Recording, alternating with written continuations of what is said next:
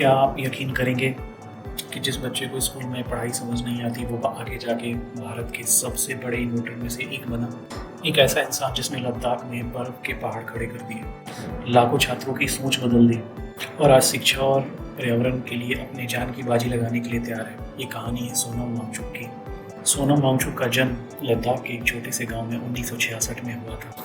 लेकिन जब उन्होंने स्कूल जाना शुरू किया तो उन्हें सिर्फ लद्दाखी भाषा आती थी, लेकिन स्कूल में पढ़ाई उर्दू भाषा में होती थी। नतीजा, उन्हें कमजोर छात्र समझा गया। असल समस्या उनकी बुद्धि में नहीं थी, उस समय की शिक्षा व्यवस्था में थी जो उन्हें समझा नहीं पा रही थी। यहीं से उनके मन में एक सवाल पैदा हुआ, क्या शिक्षा का मतलब सिर्फ रटना है? इंजीनियरिंग की पढ़ाई करने के बाद वो लद्दाख लौटे। 1988 में उन्होंने सेक मॉल सह की स्थापना की। ये संस्था उन छात्रों के लिए बनी जिन्हें पारंपरिक स्कूलों में महत्व नहीं दिया जाता था। यहाँ किताबों से ज़्यादा महत्व दिया जाता था सोचने की क्षमता को, प्रयोग करने को और असल जिंदगी के कौशल को सीखने को।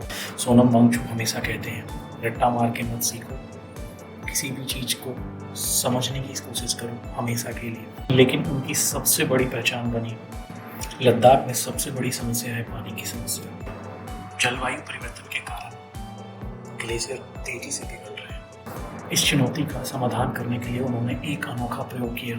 सर्दियों में अतिरिक्त पानी जमा करके विशाल शंकु के आकार की बर्फ की संरचना बनाई, जिसे आइस स्तूपा कहा जाता है। ये गर्मियों में धीरे धीरे पिघलती है और किसानों को तब पानी देती है जब उन्हें उसकी सबसे ज़्यादा ज़रूरत होती है। सोनम वांगचुक का यह इनोवेशन दुनिया भर में चर्चा का विषय बना।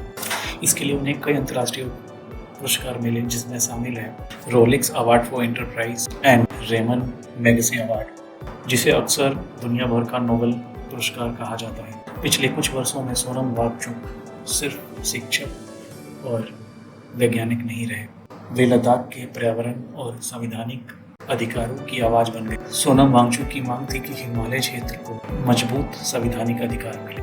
2025 में लद्दाख में हुए एक प्रदर्शन के बाद उन्हें नेशनल सिक्योरिटी एक्ट यानी NSA के थ्रू हिरासत में लिया गया।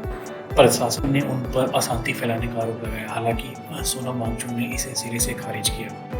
मार्च 2026 में करीब 6 महीने बाद उन्हें रिहा कर दिया गया। आज सोनम वांगचुक फिर से चर्चा का विषय बने हुए हैं। वो कथित तौर से नीट जैसे पेपर लीक जैसी समस्याओं के लिए प्रदर्शन कर रहे हैं और छात्रों के समर्थन में अनिश्चितकालीन भूख हड़ताल पर बैठे हुए हैं। उनका कहना है ये सिर्फ एक शिक्षा और एक पेपर लीक होने की मुद्दा नहीं है, पूरे लोकतंत्र पे, लोगों का शिक्षा पे भरोसे का मामला है। पिछले 20 दिन से वो भूख हड़ताल पे बैठे हुए हैं, जिसे आज सरकार ने जबरदस्ती उन्हें वहाँ से हटा दिया है और हॉस्पिटल में उन्हें एडमिट कराया गया है। इस पर आपकी क्या राय है, मुझे कमेंट में बताइए।